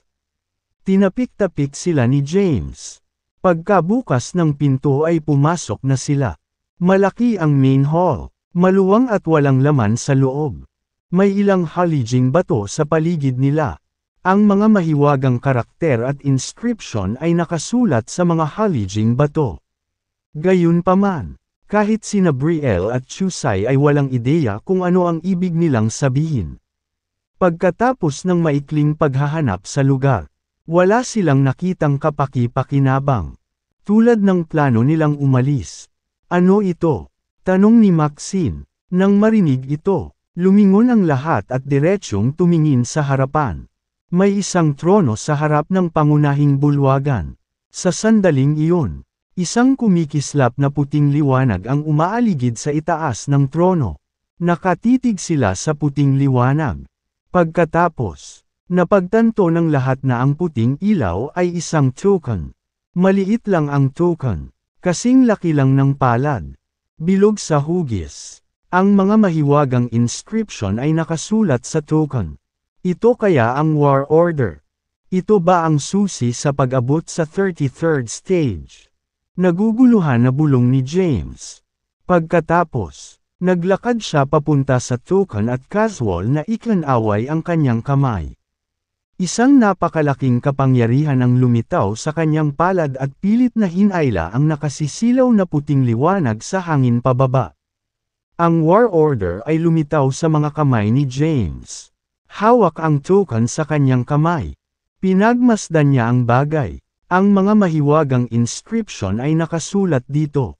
Ang iba ay sumandal para tingnan. Gayunpaman, kahit gaano pa nila napagmasdan ang bagay, wala silang mahanap na kakaiba tungkol dito. Siguro ito ang War Order. Nag-iisip, sabi ni James. Nang malapit na niyang itabi ang token at magsisimulang maghanap sa ibang lugar. Biglang kumislap ang isang figure. Sa isang kisap mata, inagaw ng anino ang War Order sa kamay ni James. Hindi inaasahan ni James na may sapat na lakas ng loob na gumawa ng hakbang laban sa kanya. Sa sandaling ang token ay inagaw. Ipinatawag niya ang kanyang buong lakas at hinampas ang figure ng napakalakas. Nagtama ang kanilang mga palad. Nararamdaman na lamang ni James ang isang napakalaking kapangyarihan na kumakalat sa kanyang katawan. Na nagwasak sa kanyang mga meridian at nagpapalipad sa kanya. Pagkatapos, bumagsak siya sa dingding ng pangunahing bulwagan at bumagsak sa lupa. Bumulwak ang isang subo ng dugo. Nakahandusay sa lupa. Nakatulize ni James ang demonic energy at mabilis na pinagaling ang kanyang mga sugat. Sa sandaling iyon, naglunsad ng pag-atake sina Brielle at Chusay laban sa misteryosong tao. Gayunpaman, sa kabila ng pagiging outnumbered, ang misteryosong tao ay hindi dahado. Sa halip, dinaig ng kanyang kapangyarihan ang kanila, at pinalipad niya sila gamit ang kanyang makapangyarihang palm energy. Hahaha! Salamat sa War Order! Matapos mapalipad sina Brielle at Chusay, lumakas ang tawa ng misteryosong tao. Pagkatapos, mabilis siyang tumakas sa palasyo. Mga sumpa, nagmura si James. Ito ang unang pagkakataon na may nang-ahas na mang-agaw ng kung ano sa kanya. Ang kanyang mga gamit ay sapilitang kinuha mula sa kanya. At siya ay labis na mapapahiya kapag kumalat ang balita. Sa pagkakataong iyon, halos bumangon na ang mga sugat sa kanyang katawan. Pagkatapos, ginamit niya ang Sacrilegious Ascension, ang kapangyarihan ng Dragon Bones, at Elemental Inversion. Sumabog ang kanyang aura, bago ay activate ang mga kapangyarihang ito. Hindi siya nagkaroon ng pagkakataon laban sa misteryosong tao at nasugatan sa isang galaw. Matapos itawag ang kanyang buong lakas, mabilis niyang hinabol ang kalaban habang hawak ang Crep Myrtle Divine Sword sa kanyang kamay. Kahit na ang bilis ng kalaban ay pambihira, ang bilis ni James ay hindi sa ilalim niya. Pagkaraan ng ilang oras na paghabol, naabutan niya ang kalaban. Ang kanyang katawan ay kumikislap, at siya ay nagpakita sa harap ng kaaway sa isang kisap mata. Hawak ang Divine Sword sa kanyang kamay. Hinaranggan niya ang landas ng pagtakas ng kaaway. Sa wakas ay naaninag na ni James ang mukha ng kalaban. Siya ay napakataba, at ang kanyang itim na buhok ay mahaba at gusot. Dahil may buhok sa buong mukha. Para siyang gorilla. Haha, tumingin kay James ang malaunggoy na lalaki at ngumisi. Hindi ko akalain na maaabutan mo ako. Gaya ng inaasahan sa pinakadakilang kababalaghan ng sangkatauhan. Itinutok ni James ang Divine Sword sa kanya at malamig na sinabi. Ibalik mo ang token, at baka iligtas ko lang ang buhay mo. Kailangan mo akong gawin. Natatakot ako. Kabanata 2776. Ang lalaki ay natatakpan ng buhok. Ang kanyang katawan ay matibay at napakalaki. At siya ay tumatawa ng mayabang. Naramdaman ni James ang isang napakalaking kapangyarihan na nagmumula sa loob ng lalaki. Ito ay purong pisikal na kapangyarihan. Sa pagkakataong iyon, naabutan na rin nina Maxine, Brielle, at Chusai at pinalibutan ang mukhang unggoy. Iniskan ang kanyang paligid.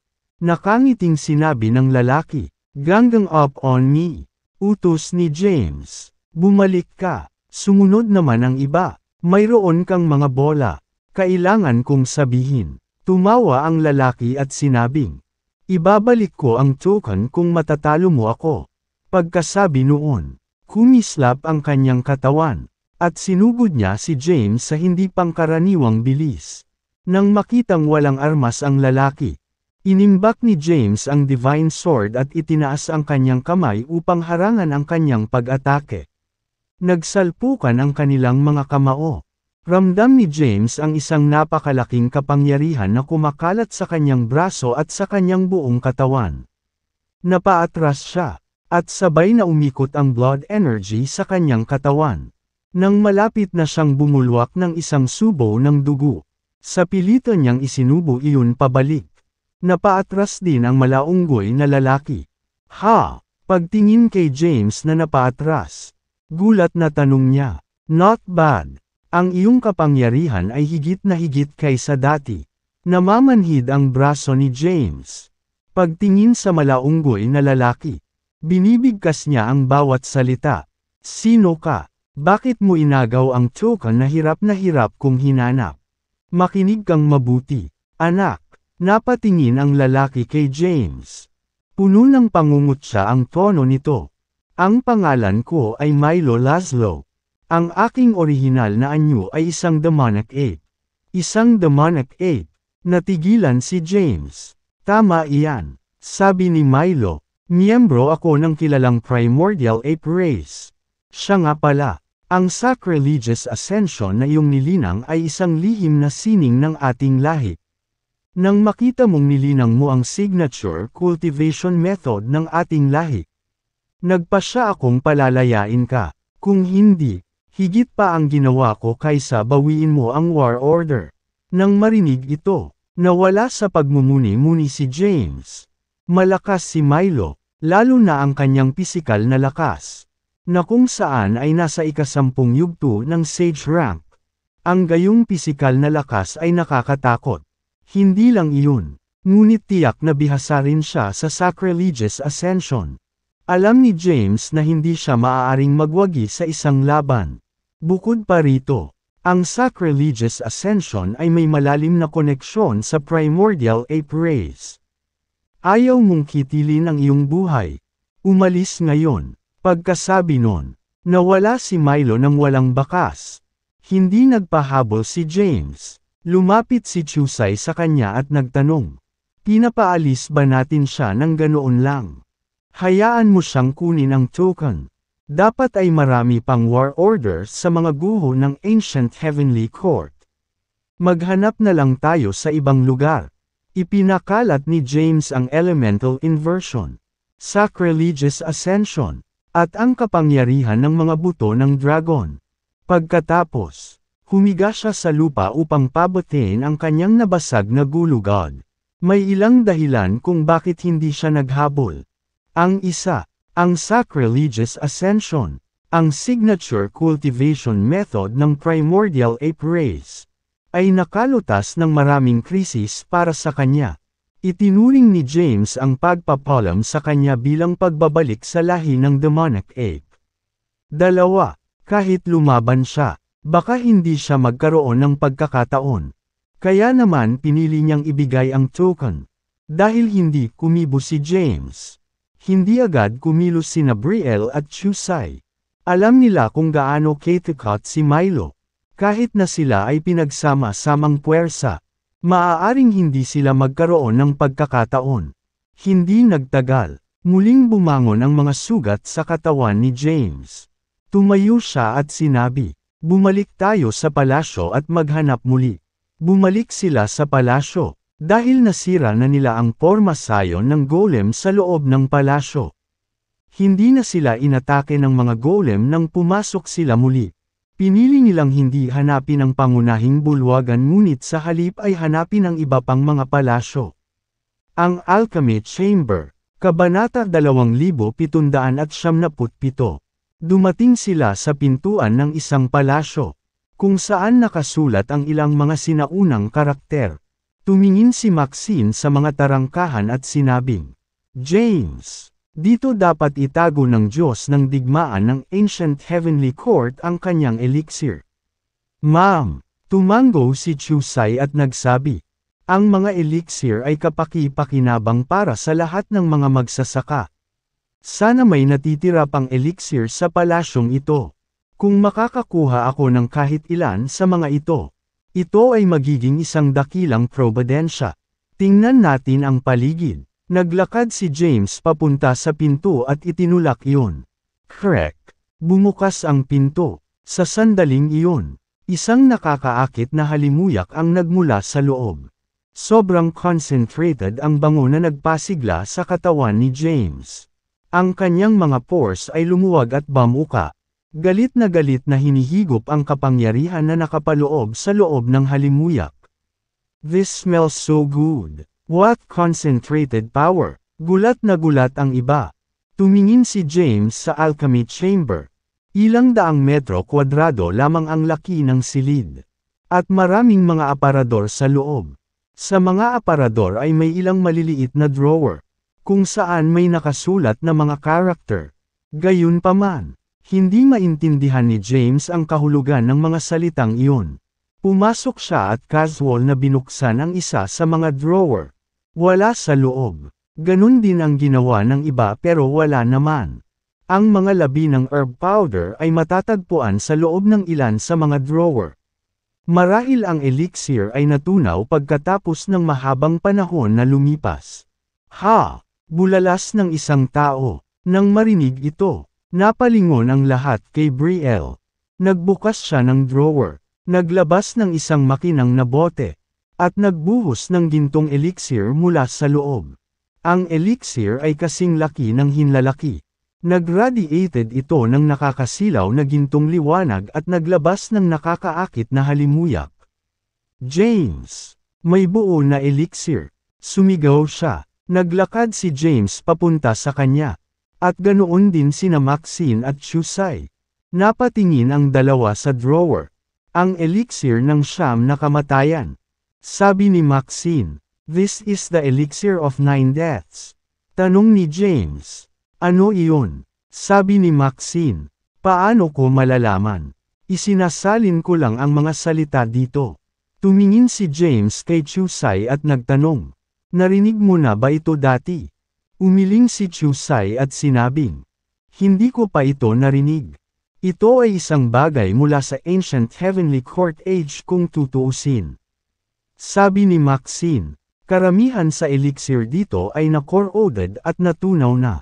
Tanging ang elixir na ito ang nanatiling buo. Ito ay dapat na isang banal na bagay." Napaisip si James at sinabing, "Tahan na. Hayaan mong tanungin ko ang Spirit Tool sa loob ng Celestial Abode." "Spirit Tool, narinig mo na ba ang Elixir of 9 Deaths?" Tinanong ni James ang Spirit Tool sa Celestial Abode. Hindi nagtagal. Tumugon ang Spirit Tool. "Oo, mayroon ako." Tuwang-tuwa. Nagmamadaling nagtanong si James, "Ano ang pinagmulan nito?" Sinabi ng Spirit Tool, "Noong naglalakbay ako kasama si Emperor Jabari, minsan ay napunta kami sa isang guho at nakahukay ng isang sinaunang teksto, kung saan mayroong mga tala ng Elixir of 9 Deaths. Ang Elixir of 9 Deaths ay napakalakas. Sinasabi ng alamat na makakakuha ka ng 9 na buhay sa pagkonsumo nito. Bukod pa riyan, sa bawat oras na mamamatay ka, ang iyong lakas ay tataas ng mga lukso at hangganan. Tanging isang cultivator sa Grand Emperor rank at mas mataas ang maaaring gamitin ang elixir na ito. Gayunpaman, ang formula ng Elixir of 9 Deaths ay matagal nang nawala. Ito ay isang bagay mula sa Ancient Heavenly Court Age na hindi nagpakita ng sarili nito sa Primordial Age. Nang marinig ito, nakahinga ng maluwag si James. Sa pagkonsumo ng elixir, makakakuha siya ng 9 na buhay. Nakakakilabot. Hindi nakakagulat na buo pa rin ang elixir. Lumalabas na ang cultivator lamang sa Grand Emperor rank o mas mataas ang maaaring makalikha nito. Kabanata 2778. Ang Elixir of Nine Deaths ay tinatawag ding Elixir of Nine Great Tribulations. Sa pagkonsumo, makakakuha ka ng isang pagkakataon upang madagdagan ang iyong lakas. Sa bawat oras na ang iyong buhay ay nakabitin sa pamamagitan ng isang thread. Ang kapangyarihan ng elixir ay isa-aktibo, at nagbibigay ka ng isang providence.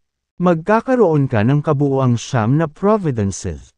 Nangangahulugan ito na makakakuha ka ng 9 na buhay pagkatapos ubusin ang elixir na ito. Ipinaliwanag ng Spirit Tool. Alam na ngayon ni James kung gaano katakot ang elixir na ito. Napatingin naman yung iba kay James.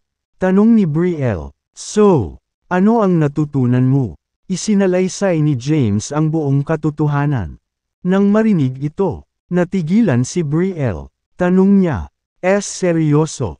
Nagkibit balikat si James at sinabing, "Iyan ang sinabi ng Spirit Tool sa loob ng aking celestial abode." Ang Spirit Tool ay nilikha ng isang Grand Emperor.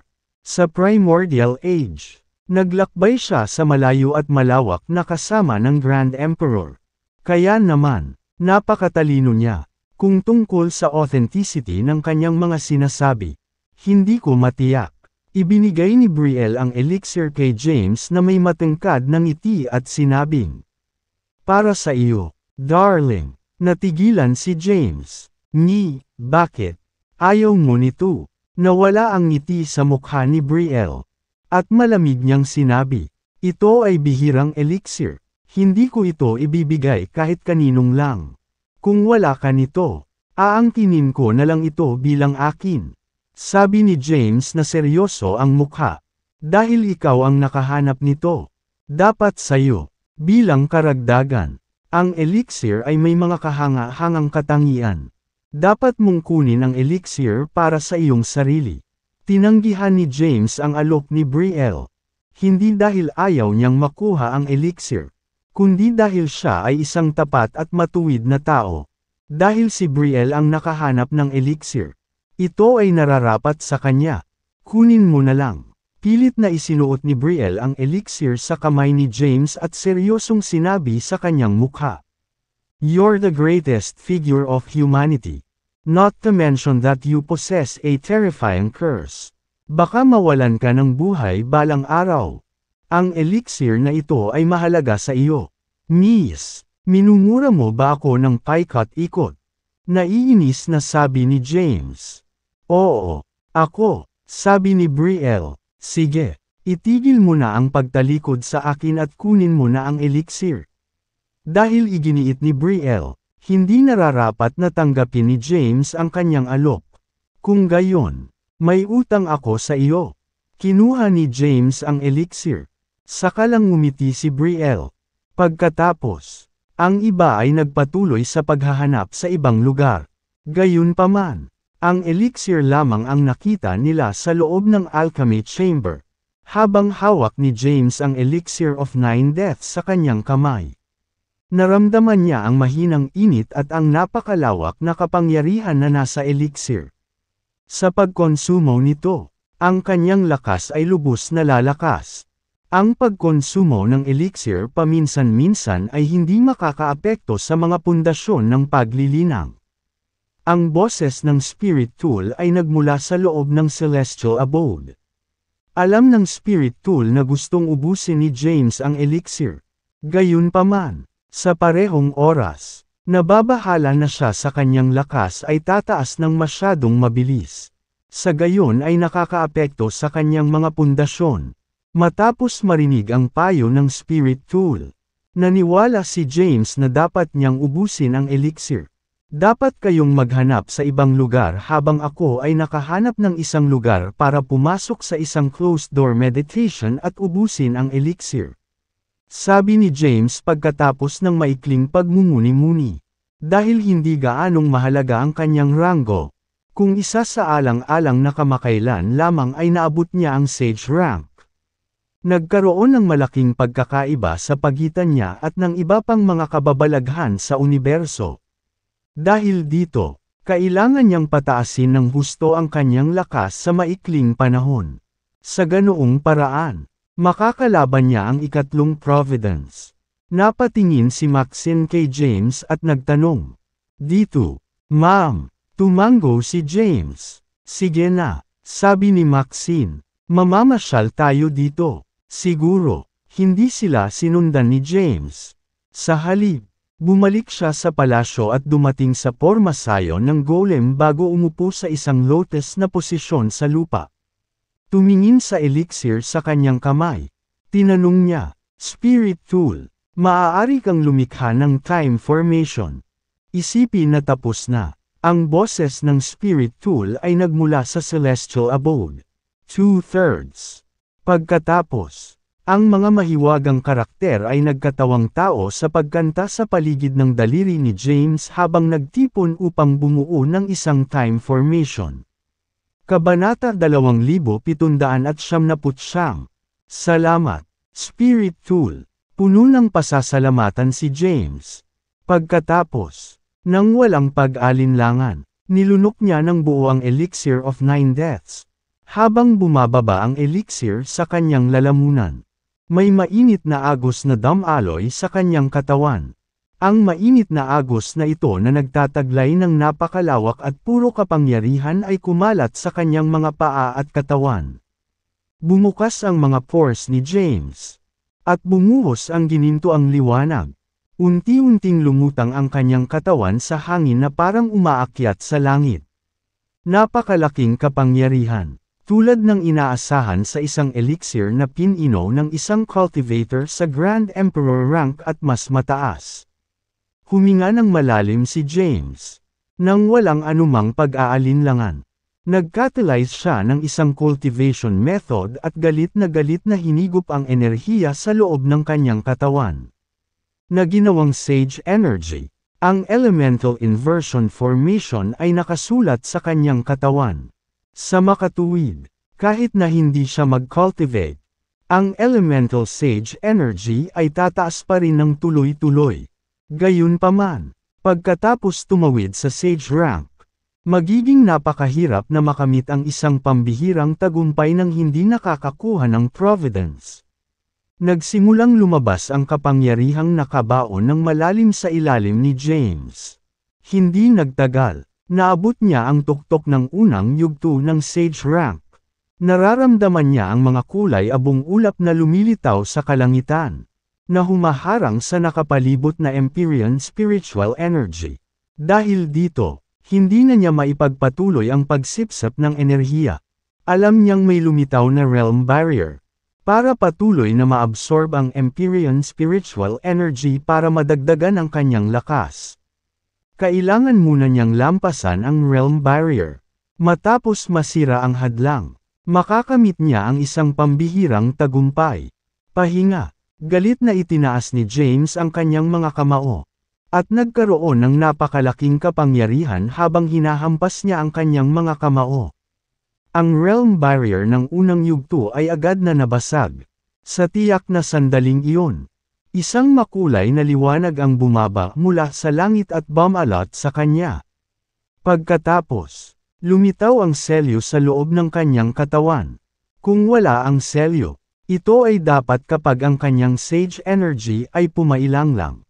Gayunpaman, mayroon na ngayong isang selyo sa loob ng kanyang katawan, na naglagay ng sumpa sa pagtaas at pagpasok ng sage energy sa loob ng kanyang katawan. Inayos ni James ang kanyang sarili at buong pusong tumutok sa pagsira ng selyo. Gayunpaman, sa sandaling iyon, naganap ang kapangyarihan ng sumpa. Sa pagkakataong ito, nakakatakot ang kapangyarihan ng sumpa. Naglaho ang tanawin bago si James. At naramdaman niyang dinala siya sa hindi kilalang lugar. Isang nakamamatay na katahimikan ang bumalot sa hangin. At ang kanyang paligid ay nabalot ng itim na ambon. Ang itim na ambon ay patuloy na kumukuha ng mga anyo ng hindi kilalang mga hayop. Na umatake sa kanya ng mabangis. Di nagtagal. Nagsimula siyang magdusa ng mga pinsala. Shit! Nagmura si James. Ngayon sa lahat ng oras. Huminga siya ng malalim para piliting pakalmihan ang sarili. Ang mga ilusyon na imahe sa kanyang harapan ay naglaho. At gayon din ang hindi kilalang mga hayop na nabuo mula sa itim na ambon. Gayunpaman, ang kapangyarihan ng sumpa ay patuloy na umaatake sa kanya ng paulit-ulit. Sa sandaling iyon, ang selyo sa loob ng kanyang katawan ay kaka-activate pa lamang. Dahil dito, hindi niya magagamit ang demonic energy para pagalingin ang kanyang mga sugat. Ang tanging paraan ngayon ay upang masira ang selyo sa lalong madaling panahon. Kung hindi, siya ay mapahamak sa kamay ng sumpa. Hindi nang ahas si James na magpakawala at buong pusong tumutok sa pagsira ng selyo. Blurg. Dahil masyadong malala ang kanyang mga sugat. Bumulwak siya ng isang subo ng dugo at bumagsak sa lupa. Sa sandaling iyon, nagsimulang lumitaw ang mga bitin sa ibabaw ng kanyang balat. Dulot ng kapangyarihan ng sumpa na galit na sumisira sa kanyang katawan. Anong gagawin ko? Papatayin ba ako ng sumpa? Nagpanik si James.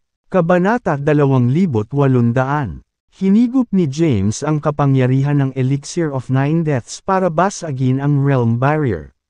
Gayunpaman, sa sandaling iyon, lumitaw ang selyo. Habang ang selyo ay lumitaw, gayon din ang kapangyarihan ng sumpa. Sa normal na kalagayan, tiyak na makakalaban niya ang sumpa. Gayunpaman, ngayon ay lumitaw na ang selyo. Kung anong kaunting lakas ang maaari niyang ipatawag ay hindi sapat upang i-activate ang demonic energy. Na pumihil sa kanya na pagalingin ang kanyang mga sugat. Ang kanyang panloob na mga pinsala ay nagiging mas malala. Sa loob lamang ng ilang segundo, may mga bitin sa kanyang katawan at patuloy na lumalaki ang laki. Batay sa kasalukuyang bilis, ang kanyang pisikal na katawan ay malapit ng ganap na masira ng kapangyarihan ng sumpa. Samantala, kailangan niya ng hindi bababa sa 3 araw upang masira ang unang selyo.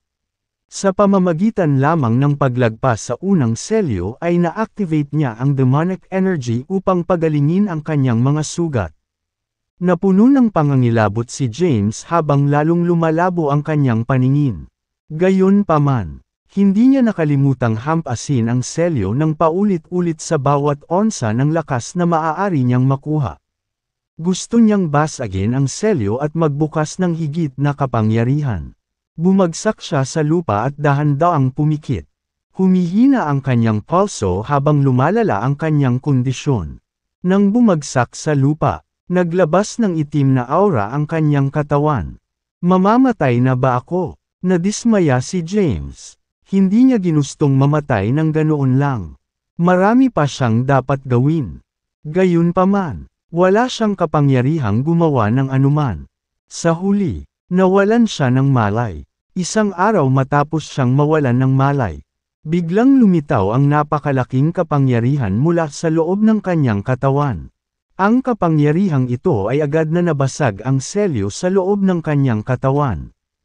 At ang demonic energy ay lumabas upang pabatiin ang kanyang mga malubhang pinsala.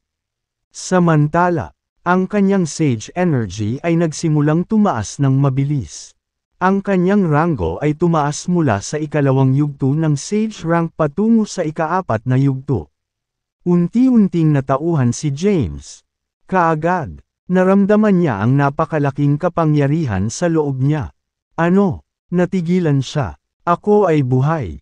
Hindi lamang iyon. Ngunit nakagawa ako ng maraming tagumpay sa isang hilera.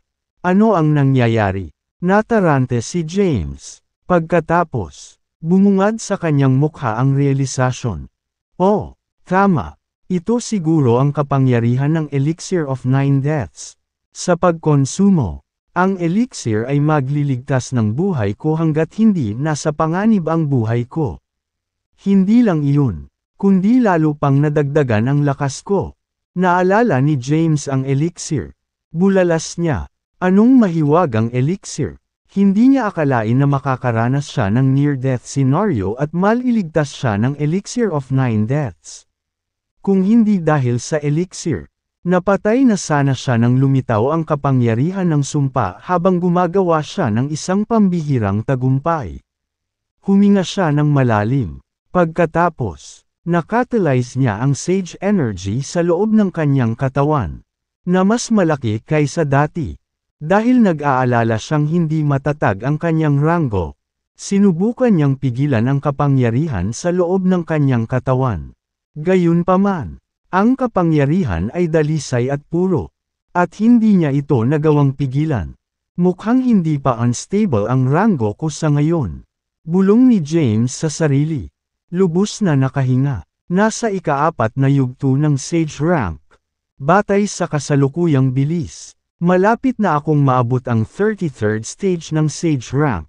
Makakamit ang consolidation, at tatawid sa Divine rank. Mas naunawaan na ngayon ni James ang mga hanay ng paglilinaw.